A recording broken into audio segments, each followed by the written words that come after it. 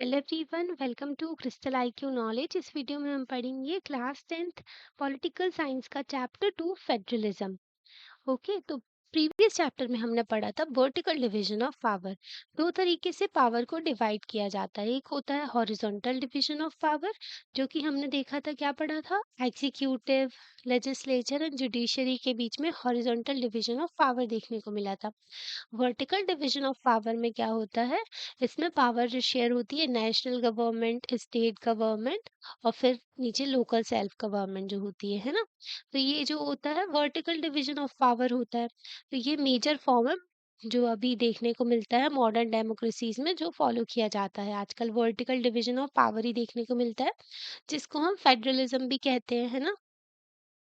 तो फेडरलिज्म के बारे में पढ़ेंगे पूरे चैप्टर में, फिर थ्योरी के बारे में, थ्योरी जो है उसकी, और प्रैक्टिस देखेंगे फेडरलिज्म जो इंडिया में है ना। फेडरलिज्म के कॉन्स्टिट्यूशनल प्रोविजंस देखेंगे और किस तरीके से पॉलिसीज और पॉलिटिक्स है ना फेडरलिज्म को और ज्यादा स्ट्रॉन्ग करते हैं। Towards the end of the chapter local self government जो हमारे यहाँ इंट्रोड्यूस की गई थी 73rd and 74th constitutional amendment किया गया था 1992 में, जिससे हमारे यहाँ पंचायत एंड म्यूनिसिपैलिटी को क्या मिला था, स्टेटस मिला था, कॉन्स्टिट्यूशनलिटी स्टेटस, मतलब इनको संविधान में लिख दिया गया था। अमेंडमेंट मतलब कि चेंज करना। 73rd नंबर का चेंज किया गया था कॉन्स्टिट्यूशन में, है ना। 74th तो इनको ऐड किया गया है ना, संविधान में इनको लिख दिया गया, कॉन्स्टिट्यूशनल स्टेटस मिल गया इनको। तो इंडियन फेडरलिज्म में थर्ड टायर की गवर्नमेंट बन गई है ना। तो ये देखेंगे इंडियन फेडरलिज्म में व्हाट इज फेडरलिज्म। अगर हम बेल्जियम और श्रीलंका में देखें लास्ट चैप्टर में, जो हमने स्टोरी पढ़ी थी बेल्जियम में किस तरीके से अच्छा मॉडल फॉलो किया गया, श्रीलंका में इश्यूज क्रिएट हो गए थे माइनॉरिटी के ऊपर, मेजॉरिटी डोमिनेट कर रही थी, है ना।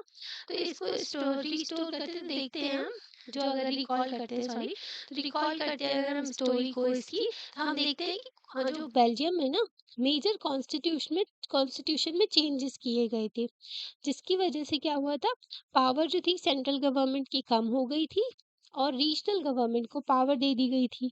रीजनल गवर्नमेंट जो थी पहले से बेल्जियम में एक्सिस्ट करती थी।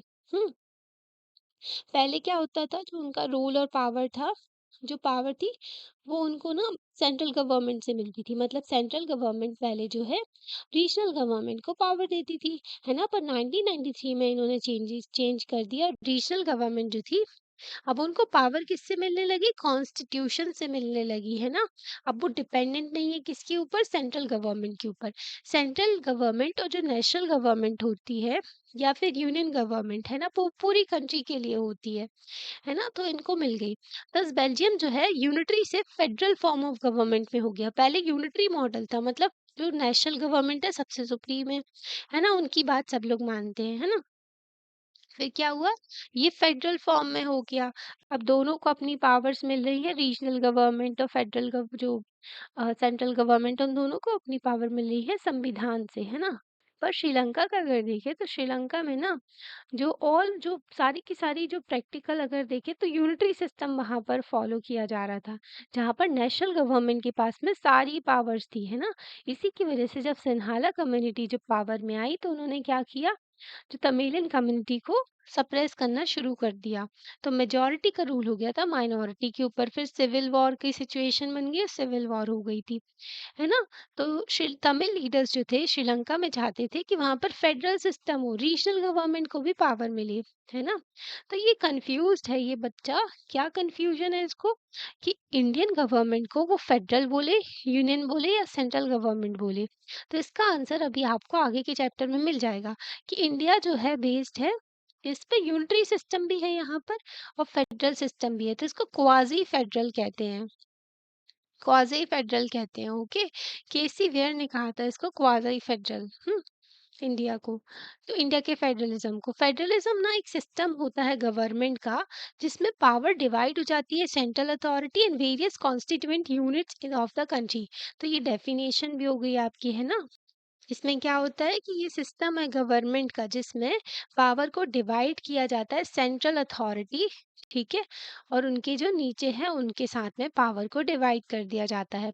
यूजुअली अगर देखें फेडरेशन में दो लेवल होते हैं गवर्नमेंट के, नेशनल लेवल जो होता है, सेंट्रल लेवल, और नीचे होता है स्टेट लेवल, है ना। तो दो लेवल होते हैं फेडरेशन में अगर देखें हर स्टेट में, जैसे यूएस में भी अगर देखें तो वहाँ पर उनकी जो पार्लियामेंट है, ओके, जो हाईएस्ट लेवल है ना, सेंट्रल गवर्नमेंट है, फिर नीचे स्टेट्स हैं, स्टेट्स की पावर है। उनके यहाँ थर्ड टायर एग्जिस्ट नहीं करता, हमारी कंट्री में थर्ड टायर भी एग्जिस्ट करता है जो कि लोकल सेल्फ गवर्नमेंट।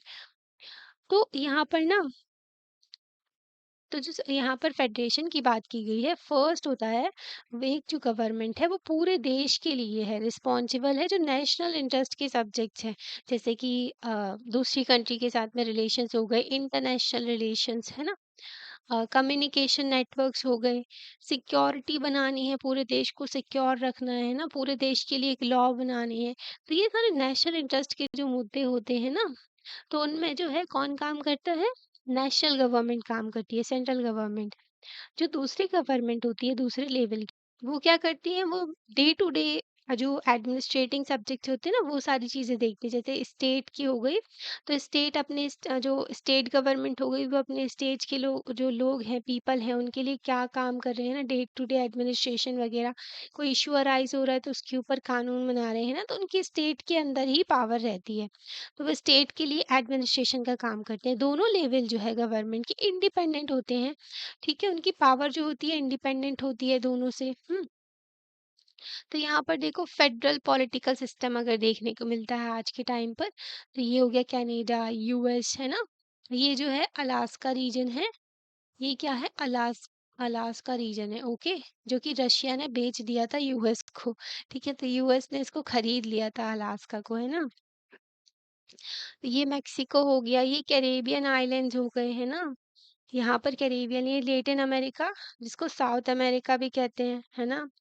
तो ये हो गया यहाँ पर ब्राजील, अर्जेंटीना। तो यहाँ पर क्या है, यहाँ पर फेडरल पॉलिटिकल सिस्टम है, ये रेड वाले जितने भी हैं, ठीक है। यहाँ पर देखो ये रशिया हो गया।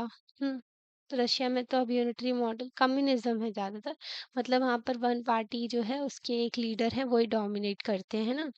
ये चाइना हो गया, यहाँ पर यूनिटरी है कि मतलब एक ही जो इंसान है, पॉलिटिकल पार्टी वही रूल करती है। ऑस्ट्रेलिया में भी फेडरल सिस्टम है, साउथ अफ्रीका। तो ये हो गया, ठीक है। तो ये यहाँ पर बताया गया है कि 25 जो है वर्ल्ड की 193 कंट्रीज में से यहाँ पर फेडरल पॉलिटिकल सिस्टम है। इनके सिटीजन जो है 40% है वर्ल्ड की पॉपुलेशन में। क्योंकि बड़ी-बड़ी अगर कंट्री देखें तो यहाँ पर जो है अच्छी खासी पॉपुलेशन, जैसे कि इंडिया की बात कर लो, अच्छी खासी पॉपुलेशन है ना? सेकंड नहीं, अब तो फर्स्ट नंबर पे आते हैं, वर्ल्ड की सबसे ज़्यादा पॉपुलेशन कहाँ है? मोस्ट पॉपुलस कंट्री जो है इंडिया हो गया है, चाइना को पीछे कर दिया इंडिया ने, है ना? फिर यूएस हो गया, यूएस में भी बहुत सारी पॉपुलेशन है ना? तो अच्छा खासा पॉपुलेशन को रिप्रेजेंट करते हैं। इस सेंस में अगर देखें तो फेडरेशन जो है यूनिटरी भी है। Federation are contested with the unitary government, मतलब कि यूनिटरी गवर्नमेंट अगर देखें तो वहां पर पावर कंसंट्रेटेड रहती है, पर फेडरेशन में पावर का शेयरिंग हो जाता है। यूनिटरी सिस्टम में देखें तो only one level of government होता है, बाकी सब सब यूनिट होते हैं, सब ऑर्डिनेट होते हैं सेंट्रल गवर्नमेंट के। सेंट्रल गवर्नमेंट जो है ऑर्डर देती है, और प्रोविंशियल और लोकल गवर्नमेंट को उस ऑर्डर को फॉलो करना पड़ता है ना। तो ये होता है यूनिटरी गवर्नमेंट, मतलब सारी पावर किसके पास में है, सेंट्रल गवर्नमेंट के पास में, वो ऑर्डर देंगी तो बाकी सारे लेवल्स जो हैं उनको फॉलो करना पड़ेगा, है ना। बाकी सब सबऑर्डिनेट है उनके। बट फेडरल सिस्टम में ना सेंट्रल गवर्नमेंट जो है ऑर्डर नहीं देती है स्टेट को कि तुम्हें ये करना पड़ेगा या फिर यही करना पड़ेगा। स्टेट गवर्नमेंट के पास में खुद की पावर होती है ना, जिसके लिए वो आंसरेबल नहीं होते हैं सेंट्रल गवर्नमेंट से, सेंट्रल गवर्नमेंट से नहीं।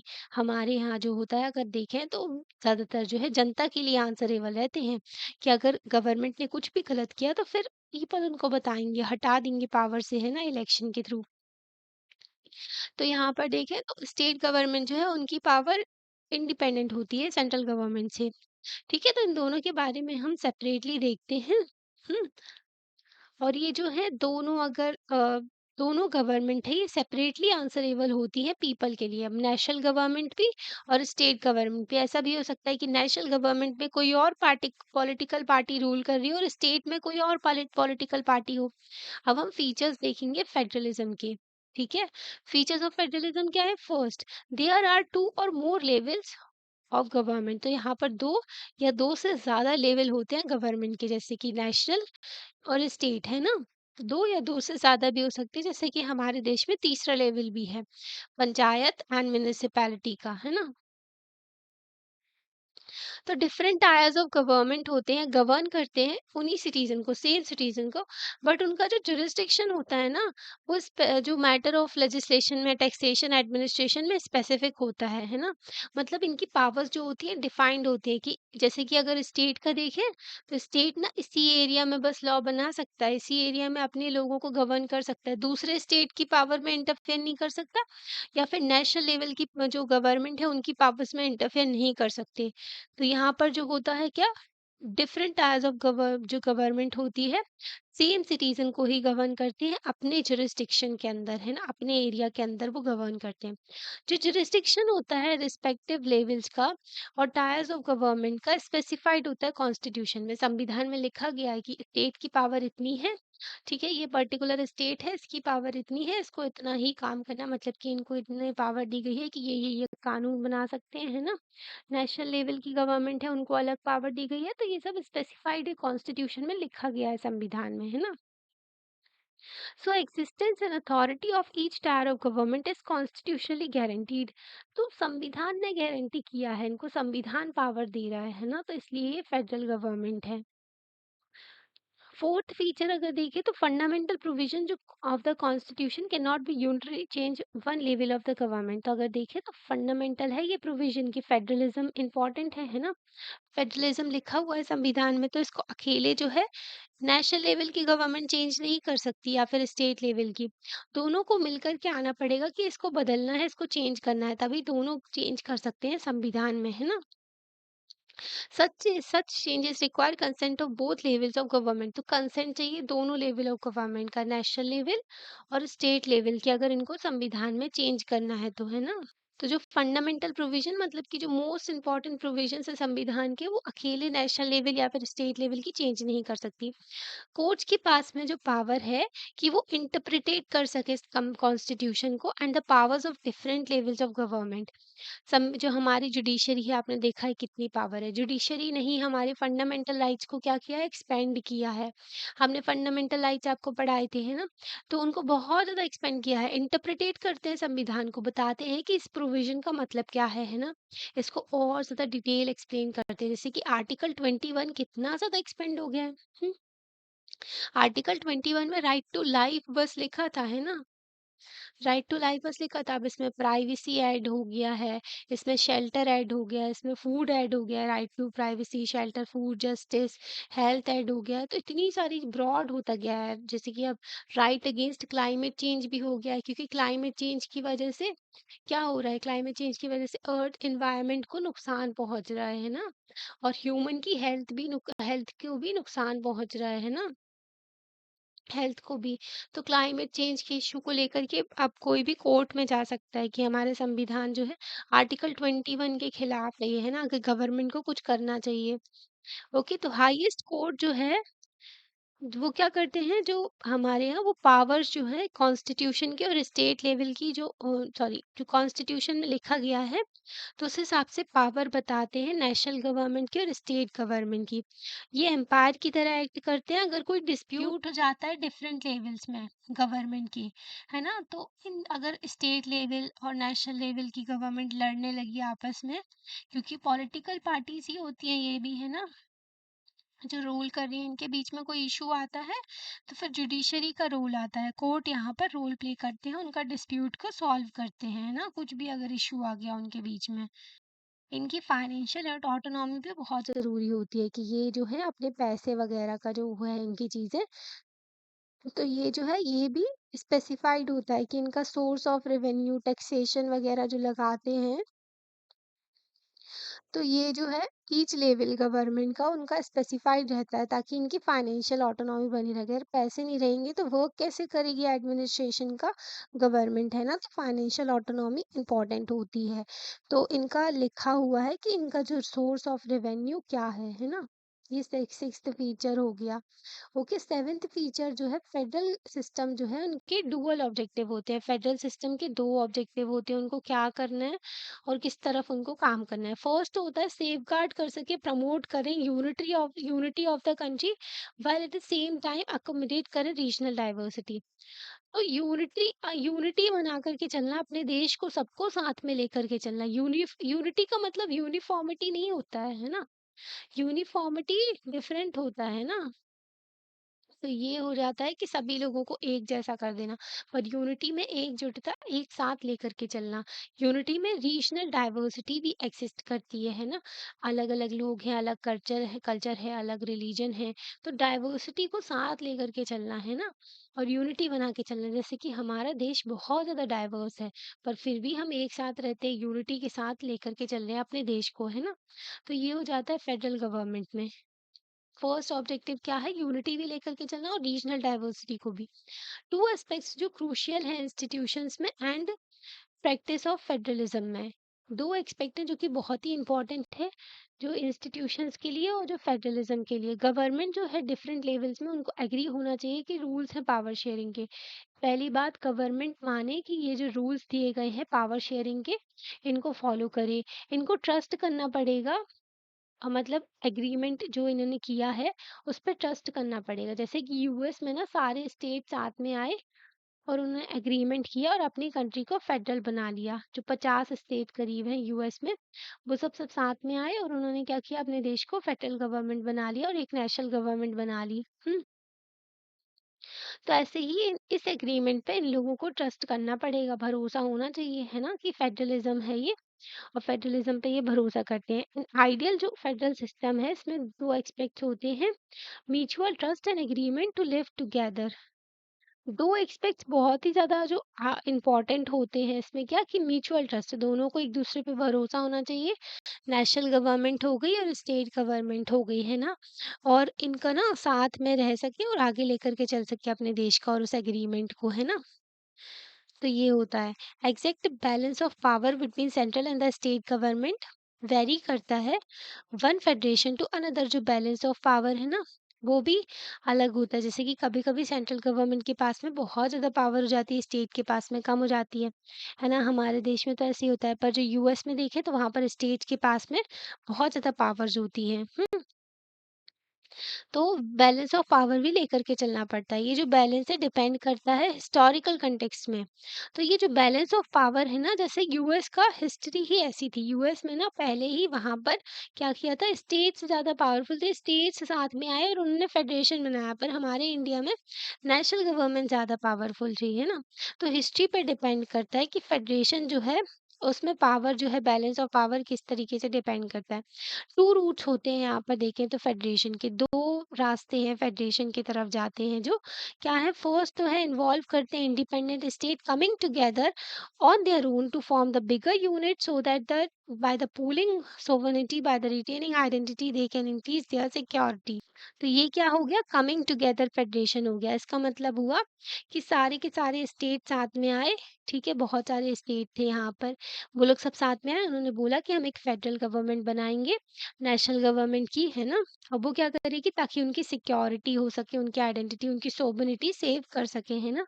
तो ये ऐसा ना, ये एग्जाम्पल क्या हुआ, कमिंग टुगेदर फेडरेशन, सारे स्टेट्स आए साथ में और एग्रीमेंट किया और सभी लोगों ने फेडरल गवर्नमेंट बना ली, है ना? तो ये जो है एग्जाम्पल है यूएस का, स्विट्जरलैंड का, ऑस्ट्रेलिया का, यहाँ पर जो है ऐसा ही फेडरल सिस्टम चलता है।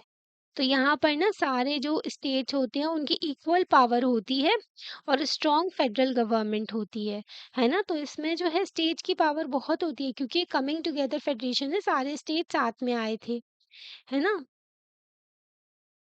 तो सेकेंड रूट होता है जहाँ पर लार्ज कंट्री जो होती है डिसाइड करती है कि पावर डिवाइड कर दी जाएगी डिफरेंट कॉन्स्टिट्यूएंट जो यूनिट्स हैं उसमें, जैसे कि कॉन्स्टिट्यूएंट स्टेट्स हैं और नेशनल गवर्नमेंट है। तो जैसे कि इसको कहते हैं होल्डिंग टुगेदर फेडरेशन।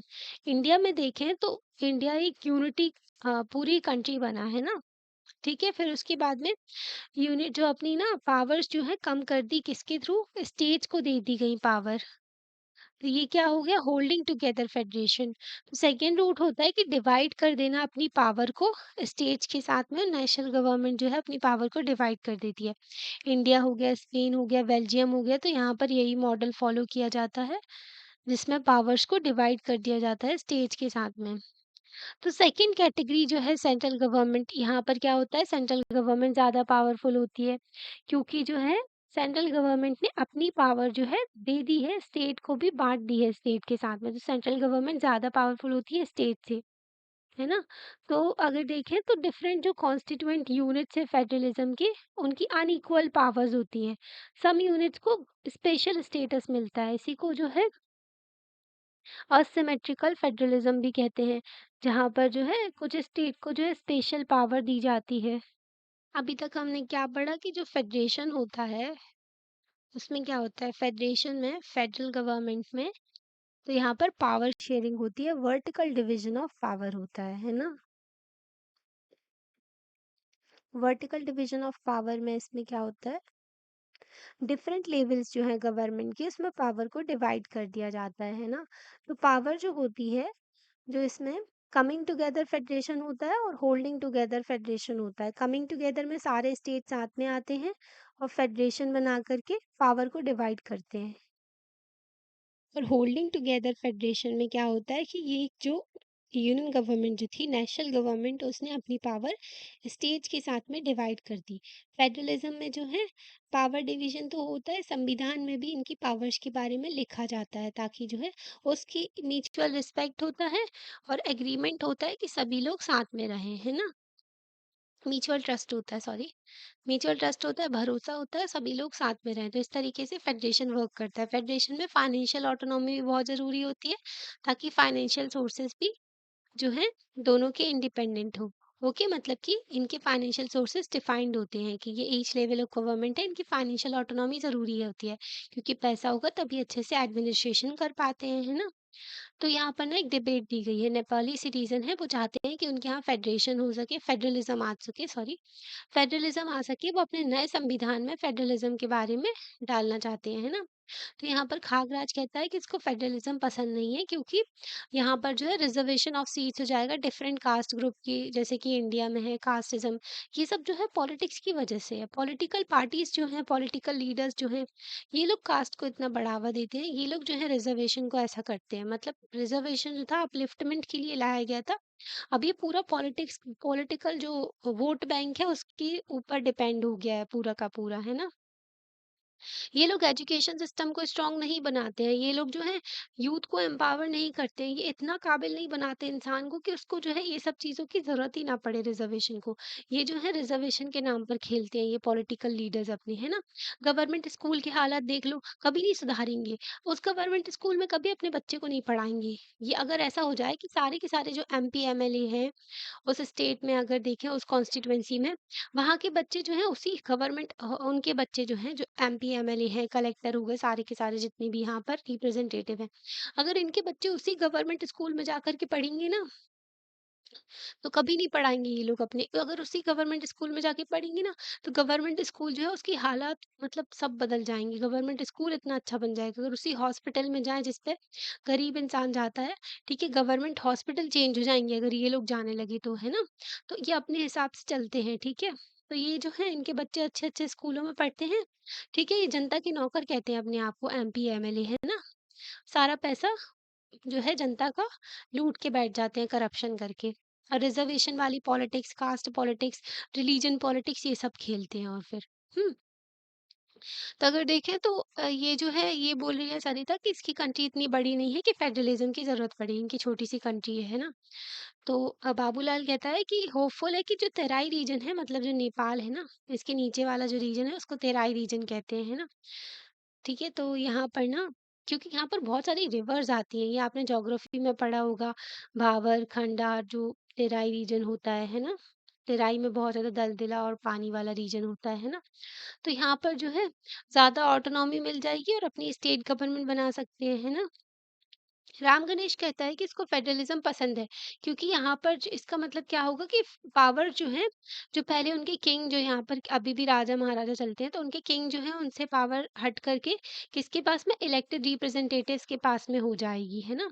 तो ये चाहता है, अगर आप इस डिबेट में पार्टिसिपेट करते हैं तो आप क्या बताएंगे, मतलब अपने हिसाब से आप रिस्पॉन्स क्या करेंगे, अगर ये सब ये बोलते हैं तो आप कैसा चाहते हैं कि फेडरलिज्म क्या है जो इंडिया को एक फेडरल कंट्री बनाता है? इन सब प्रोविज़न के बारे में भी हम पढ़ेंगे कि इंडिया एक फेडरल कंट्री कैसे हो जाता है।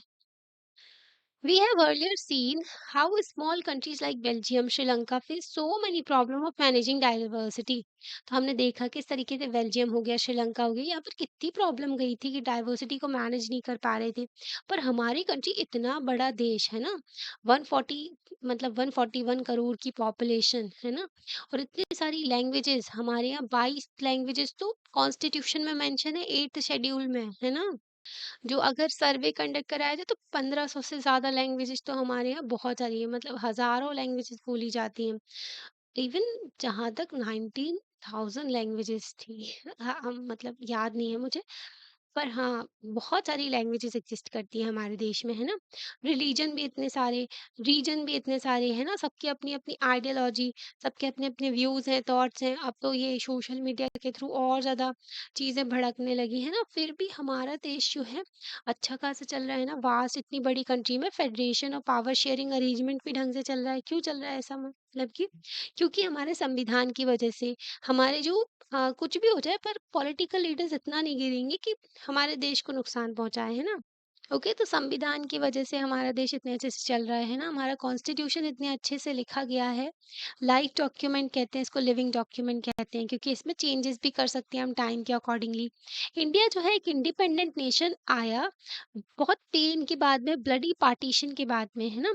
इंडिया ने इतनी सारी प्रॉब्लम देखी थी, यहाँ के लोग इतना सब कुछ सह चुके थे ना, अंग्रेजों ने इतना अत्याचार किया था, मतलब इमेजिन भी नहीं कर सकते, इतना ज़्यादा, है ना? इतने सारे लोगों ने कुर्बानी दी अपनी जान की, इतना दर्द हुआ, इतना ज़्यादा, फिर पार्टीशन के टाइम पर इतना ज़्यादा वॉयलेंस हुआ लोगों के बीच में, है ना? तो इसके बाद में हमें इंडिपेंडेंस मिली, आज़ादी मिली। बहुत सारे जो प्रिंसली स्टेट्स थे, वो हमारे देश का पार्ट बने। इसके लिए किसका रोल था इसका? सरदार वल्लभ भाई पटेल का। हुँ, जिनके नाम पर यूनिटी डे भी सेलिब्रेट किया जाता है ना? तो नेशनल यूनिटी डे मनाया जाता है 31st अक्टूबर को। 31st अक्टूबर को मनाया जाता है, सरदार वल्लभ भाई पटेल का बर्थडे था, क्योंकि इन्होंने हमारे देश को यूनाइट किया। सारे प्रिंसली स्टेट्स जो थे, है ना? और जो ब्रिटिश प्रोविंसेस थी, सभी लोगों को साथ में लेकर के आए, सबके साथ में एग्रीमेंट साइन किया, सबको मतलब बातचीत करके, सब कुछ करके फिर अपने देश को एक इंडिपेंडेंट यूनिट बनाया, पूरा इंडिया बनाया, है ना? एक मतलब कि सभी लोगों को बिस्मार्क ऑफ इंडिया भी कहते हैं, कई सारे नाम हैं इनके, सरदार मिला था इनको टाइटल। बरदौली सत्याग्रह हुआ था 1928 में, तो इनको सरदार का टाइटल दिया था। वहाँ की विमेन्स जो थी, औरतें जो थी बरदौली की, उन्होंने, बरदौली गुजरात साइड है। तो कॉन्स्टिट्यूशन में जो है डिक्लेयर किया है इंडिया को ऐसा यूनियन ऑफ स्टेट, पर इसको फेडरेशन ऑफ स्टेट नहीं बोला गया है, मतलब जो यूनियन ऑफ स्टेट बोला गया, फेडरेशन नहीं बोला गया, क्योंकि फेडरेशन जो है एग्रीमेंट के थ्रू आता है, पर यूनियन ऑफ स्टेट बोला गया है कि सारे स्टेट साथ में आए हैं ना। तो यहाँ पर जो है इंडियन यूनियन जो है बेस्ड है प्रिंसिपल ऑफ फेडरेशन, फेडरलिज्म में। आर्टिकल फर्स्ट जो है संविधान का क्या बोलता है, इंडिया जो है यूनियन ऑफ स्टेट है, ठीक है। आर्टिकल फर्स्ट है संविधान का, सबसे पहला आर्टिकल जो लिखा गया है उसमें बोला गया है India is a union of state rather than a federation of state, है ना। तो फेडरेशन ऑफ स्टेट नहीं है हमारा देश। फेडरेशन ऑफ स्टेट में सारे स्टेट जो है साथ में आए, फिर उन्होंने एग्रीमेंट किया, तो ये सब चीजें नहीं होती। हमारा जो फेडरेशन है उसमें क्या बात स्पेशल है कि यहाँ पर ना स्टेट्स जो हैं उनको तोड़-मड़ोड़ करके छोटा-बड़ा सब कुछ कर दिया जाता है, ठीक है? स्टेट्स के पास में ये अधिकार नहीं है कि वो जो है इंडियन यूनियन को छोड़ के कहीं और चले जाएँ, मतलब वो इंडिया से बाहर हो जाएँ, ऐसा नहीं हो सकता, वो इंडिपेंडेंट नहीं हो सकते।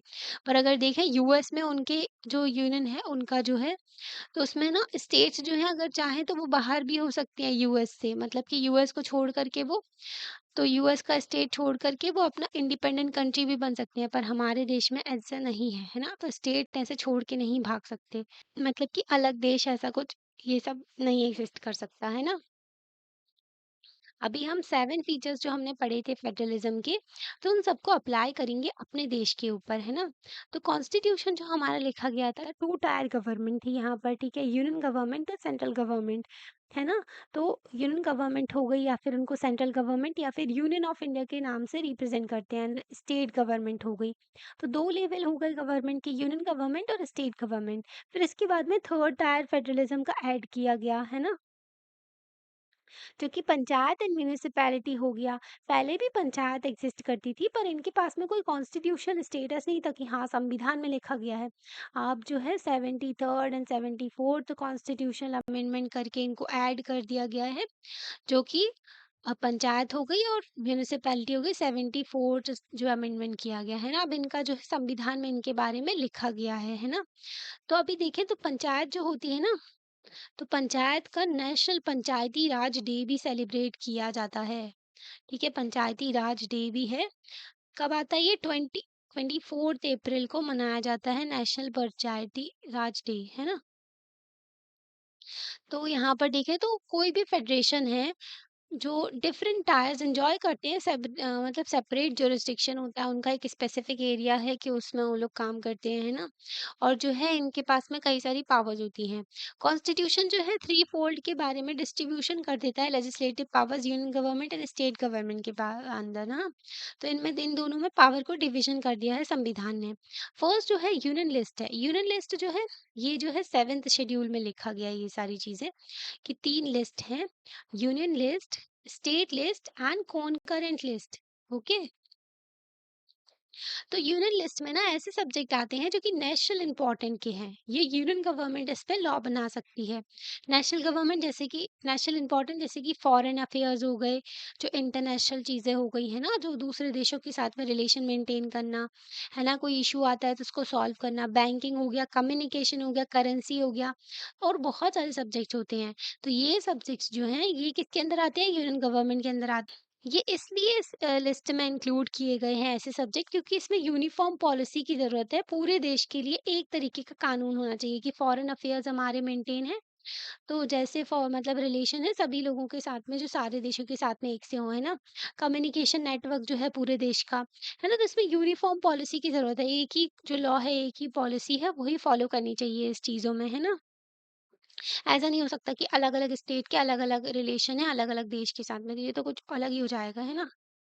जैसे कि फैमिली का देख लो, तो फैमिली का, है ना? एग्जाम्पल लेके देख सकते हैं कि उनके रिलेशन जो है सारे एक जैसे, मतलब सभी के साथ में रहते हैं, है ना? उनकी यूनिफॉर्म पॉलिसी होती है ना? ओके।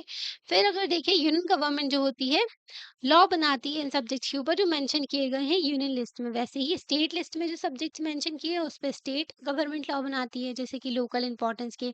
पुलिस का सब्जेक्ट जो है स्टेट के अंदर आती है, पुलिस जो है स्टेट के अंदर आती है ना? इसलिए जो अगर देखें तो पुलिस हो गया, लॉ एंड ऑर्डर हो गया, है ना? लॉ एंड ऑर्डर हो गए, ठीक है, जेल हो गए, प्रिज़न प्रिज़न हो गए, तो ये सब जो किसके अंदर आते हैं? स्टेट के अंदर आते हैं। ट्रेड हो गया, कॉमर्स हो गया, एग्रीकल्चर, इरिगेशन, तो ये तो लोकल सब्जेक्ट हैं, तो ये सब स्टेट अपने हिसाब से मैनेज करते हैं। हमारे देश में कितने स्टेट्स हैं? 28 स्टेट। अगर जम्मू एंड कश्मीर एक नया स्टेट बनता है तो 29 स्टेट्स हो जाएँगे और 8 यूनियन टेरिटरीज़ हैं, है ना? तो ये है। फिर स्टेट गवर्नमेंट जो है इसमें लॉ बनाती है इसी सब्जेक्ट्स में जो मेंशन किए गए हैं स्टेट लिस्ट में। कॉन्करेंट लिस्ट स्पेशल लिस्ट है, जिसमें ना कॉमन इंटरेस्ट होता है, यूनियन गवर्नमेंट और स्टेट गवर्नमेंट दोनों का इंटरेस्ट इसमें होता है। जैसे कि एजुकेशन हो गया, फॉरेस्ट हो गया, है ना? ट्रेड यूनियन हो गए, मैरिज हो गई, अडॉप्शन, सक्सेशन, जो प्रॉपर्टी वगैरह का होता है ना, तो वो सारी चीज़ें जो मतलब कि प्रॉपर्टी की जो इनहेरिटेंस की जाती है ना, माता-पिता की प्रॉपर्टी, मम्मी-डैडी की प्रॉपर्टी जो बच्चों को दी जाती है, वो सारी चीज़ें होती है ना? अडॉप्शन, जो बच्चों को अडॉप्ट किया जाता है, मैरिज वगैरह, शादी वगैरह से, एजुकेशन, फॉरेस्ट, तो ये सारे सब्जेक्ट ना कॉन्करेंट लिस्ट में आते हैं कि इसमें दोनों की रिस्पॉन्सिबिलिटी होती है, state government and union government की, कि इसको लेकर के चलें, है ना? इनके ऊपर कानून बनाएँ। अगर अगर ये भी चीज़ होती है कि अगर जो स्टेट यूनियन गवर्नमेंट ने पहले कानून बना दिया, तो स्टेट गवर्नमेंट को वो फॉलो करना होता है। अगर स्टेट गवर्नमेंट ने प्रेसिडेंट से पूछ लिया पहले से ही कि हम इस पे कानून बना रहे हैं, और प्रेसिडेंट का कंसिडरेशन लेके कानून बना दिया, तो फिर स्टेट गवर्नमेंट का लॉ प्रिवेल करेगा। है ना? यूनियन गवर्नमेंट के ऊपर। पर अगर स्टेट ने यूनियन ने पहले बना दिया तो स्टेट के ऊपर यूनियन का रहेगा, है ना? तो यूनियन हो गई और स्टेट हो गई गवर्नमेंट। दोनों लॉ बनाते हैं सब्जेक्ट्स में जो इसमें मेंशन है। तो इनके लॉ में ना कॉन्फ्लिक्ट भी हो जाता है दोनों में कि दोनों के लॉ जो हैं अगर कॉन्फ्लिक्ट होता है तो यूनियन गवर्नमेंट का लॉ जो है प्रिवेल करता है। ओके, मतलब यूनियन गवर्नमेंट का लॉ को माना जाता है कानून को। अगर यूनियन गवर्नमेंट और स्टेट गवर्नमेंट ने कानून बना दिया तो यूनियन गवर्नमेंट जो है उसका लॉ प्रिवेल करेगा, है ना? स्टेट गवर्नमेंट के ऊपर इनको फॉलो करना पड़ेगा स्टेट को, इस कानून को, है ना? एजुकेशन, फॉरेस्ट, ये सब जो है 42nd अमेंडमेंट किया गया था हमारे संविधान में। इसको जो है स्टेट लिस्ट से कॉन्करेंट लिस्ट में ऐड किया गया है। स्टेट से हटा के कॉन्करेंट लिस्ट में लिख दिया गया है इसको। जो एजुकेशन हो गया, फॉरेस्ट हो गया, इन सब चीज़ों को। तो ये सब्जेक्ट्स जो हैं सिर्फ़ और भी सब्जेक्ट्स होते हैं जो कि इन लिस्ट में फ़ॉल नहीं करते हैं। एक हो गई यूनियन लिस्ट, एक हो गई स्टेट लिस्ट और एक हो गई कॉन्करेंट लिस्ट। है ना? ऐसा तो नहीं है कि सारे के सारे सब्जेक्ट्स जो लिस्ट में ही कवर हो जाएँगे। बहुत सारे इश्यूज़ होते हैं जो कि इस लिस्ट में नहीं आते हैं। तो इन सब्जेक्ट का क्या करेंगे? जैसे कि कंप्यूटर सॉफ्टवेयर हो गया, अभी प्राइवेसी हो गई, सिक्योरिटी का इश्यू आ रहा है ना? जो साइबर वॉरफेयर वगैरह, तो इसके लिए कॉन्स्टिट्यूशन ने क्या बनाया, हमारे संविधान जो था उसमें ये भी बताया गया है कि यूनियन गवर्नमेंट के पास में पावर है लेजिस्लेट कर सके रेसिडरी सब्जेक्ट को, है ना? तो हमारे संविधान बनाने वाले जो थे बहुत ज़्यादा दूरदृष्टि के थे। वो समझते थे कि आगे चल के ऐसी भी चीज़ें उठ जाएँगी जिसके बारे में लिखा नहीं गया है इन तीनों लिस्ट में, तो उसके लिए कानून कौन बनाएगा, है ना? तो उसकी पावर दी गई किसके पास में? उसकी पावर दी गई यूनियन गवर्नमेंट के पास में, क्योंकि ये पूरे देश के भी है ना, तो नेशनल गवर्नमेंट है, पूरे देश के लिए कानून बनाते हैं। तो इसी को जो भी सब्जेक्ट जो होते हैं नए आते हैं, जैसे कि साइबर वॉरफेयर हो गया, कंप्यूटर से रिलेटेड, टेक्नोलॉजी से रिलेटेड, ये नए सब्जेक्ट आ रहे हैं। तो इस पे जो है कानून बनाते हैं कौन? यूनियन गवर्नमेंट बनाती है ना? हमने देखा कि ज़्यादातर फेडरेशन जो है होल्डिंग टुगेदर फेडरेशन है, जो कि इक्वल पावर नहीं है। अगर देखें इनके कॉन्स्टिट्यूएंट यूनिट्स के साथ में, है ना? अगर हमने देखा कि मोस्ट फेडरेशन जो कि फॉर्म होते हैं होल्डिंग टुगेदर फेडरेशन से, मतलब कि ज़्यादातर जो फेडरेशन अगर होल्डिंग टुगेदर फेडरेशन है ना, होल्डिंग टुगेदर वाला, तो उसमें ज़्यादा मतलब अनइक्वल पावर होती है, इक्वल पावर नहीं दी जाती है स्टेट्स को। जैसे कि इंडियन यूनियन में स्टेट्स के पास में जो है इक्वल पावर नहीं है सेंट्रल गवर्नमेंट और स्टेट गवर्नमेंट के पास में, सेंट्रल गवर्नमेंट के पास में ज़्यादा पावर है ना? ऑल स्टेट्स जो हैं इंडियन यूनियन में do not have identical power. कुछ स्टेट्स जो हैं उनको स्पेशल स्टेटस भी दिया गया है, जैसे कि कुछ स्टेट जो हैं उनके पास में स्पेशल पावर्स हैं, जैसे कि असम हो गया, नागालैंड हो गया, अरुणाचल प्रदेश, मिजोरम, इनके पास में स्पेशल पावर्स हैं। जैसे कि आर्टिकल 371 में इनको पावर्स दी गई हैं, क्योंकि इनके जो है सोशल जो इनके सोशल एंड हिस्टोरिकल सर्कमस्टेंसेस के अकॉर्डिंगली यहाँ पर जो है एक तो ये इंटरनेशनल बॉर्डर्स लगती हैं यहाँ पर, है ना? इंटरनेशनल बॉर्डर के जो पास में है ये स्टेट्स, इनकी जो है जो डाइवर्सिटी, इनका डेवलपमेंट कम है ना? और इनके अगर देखें तो यहाँ पर बहुत सारे ट्राइब्स रहती हैं, जनजाति रहती हैं, है ना? तो उसकी वजह से ना हिस्टोरिकल सर्कमस्टेंसेस भी कि इनके साथ में जो बहुत ज़्यादा यहाँ पर पेड़-पौधे भी हैं ना, डेवलपमेंट भी उतना नहीं हुआ है, ब्रिटिश का अत्याचार वगैरह, तो उन सब बहुत सारे बेसिस की वजह से इनको ना कुछ स्पेशल पावर दे दी जाती हैं। जो स्पेशल पावर है ये एन्जॉय करते हैं, जैसे कि protection of land rights of indigenous people. पहले के टाइम पर जब अंग्रेज थे तो उन्होंने क्या किया था, ट्राइबल लोगों की जमीन छीन ली थी, है ना? उनको भी जबरदस्ती जो है अपने सिस्टम में इंक्लूड कर रहे थे, उनसे भी रेवेन्यू वगैरह कमा रहे थे।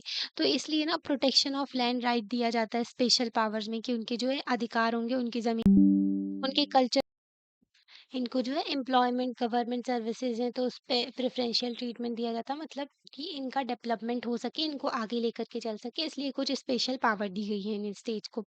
इंडियंस जो हैं, जो परमानेंट रेसिडेंट नहीं है किसी स्टेट के, वो यहाँ पर जो है घर नहीं खरीद सकते, क्योंकि ये जो है ट्राइबल एरियाज़ में आते हैं। अगर नॉर्थ ईस्टर्न रीजन की बात करें, है ना? जो नॉर्थ ईस्ट रीजन है जिसमें असम, त्रिपुरा, मिज़ोरम, मेघालय, नागालैंड, तो सिक्किम, तो ये कई सारे स्टेट्स हैं यहाँ पर।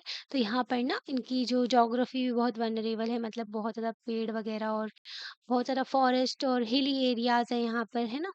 तो यहाँ पर ट्राइबल कम्युनिटी रहती है, तो यहाँ पर जो है कोई पर्सन यहाँ पर घर नहीं ले सकता है ना, जिसके अगर कहीं पर परमानेंट रेसिडेंट नहीं है किसी स्टेट के, मतलब कि आप अगर जैसे कि आपका ना किसी स्टेट में भी परमानेंट रेसिडेंट नहीं है, कहीं पर भी एक परमानेंट घर नहीं है, तो आप इस इन इन जगहों पर घर नहीं ले सकते, है ना? सिमिलर स्पेशल प्रोविज़न जो है एग्ज़िस्ट करता है दूसरे स्टेट्स के लिए भी इंडिया में, है ना? तो अभी देखें तो there are some units of the Indian union which enjoys very little power. अगर देखें कुछ स्टेट्स जो है उनके पास में बहुत कम पावर होती है। एरियाज़ जैसे कि देखें जहाँ पर ना इंडिपेंडेंट स्टेट जो है, जैसे कि अगर देखें कुछ एरियाज़ जो होते हैं वो स्टेट नहीं बन सकते हैं ना, क्योंकि वो इतने छोटे हैं कि वो स्टेट मतलब क्या ही उनका फिर स्टेट बना दो, फिर वो अपने आप से गवर्न वगैरह कैसे करेंगे, है ना? तो चीज़ों को देखा जाता है कि सिक्योरिटी वहाँ पर इम्पोर्टेंट है ना?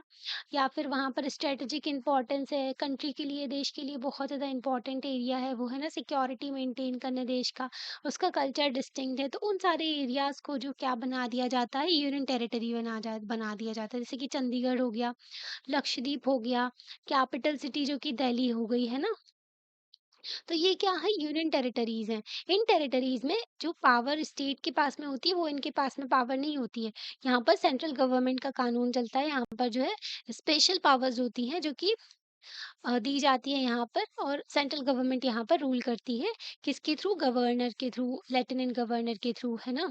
एडमिनिस्ट्रेटर के थ्रू। तो यहाँ पर रूल किसका होता है? सेंट्रल गवर्नमेंट का होता है यूनियन टेरिटरीज़ में। कई सारे रीज़न होते हैं यूटी बनाने की, सिक्योरिटी, स्ट्रैटेजिक इम्पोर्टेंस होता है, कल्चर वगैरह डिस्टिंक्ट है कि बहुत छोटा है तो उसको मैनेज करने के लिए, है ना?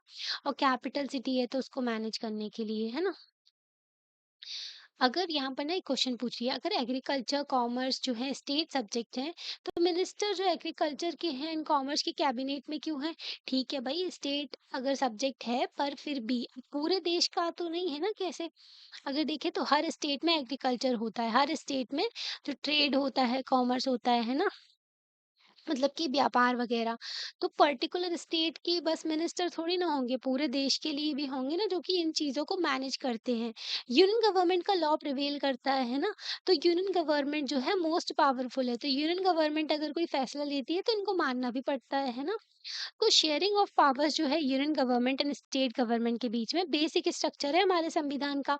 हमने आपको पढ़ाया था 1973 में, केशवानंद भारती केस आया था, जिसमें सुप्रीम कोर्ट ने बेसिक स्ट्रक्चर के बारे में बताया था कॉन्स्टिट्यूशन की, कि doctrine of basic structure, basic structure क्या है उनने बोला, गवर्नमेंट ने, तो सुप्रीम कोर्ट ने बोला वो हम केस टू केस बताएंगे कि बेसिक स्ट्रक्चर क्या है ना?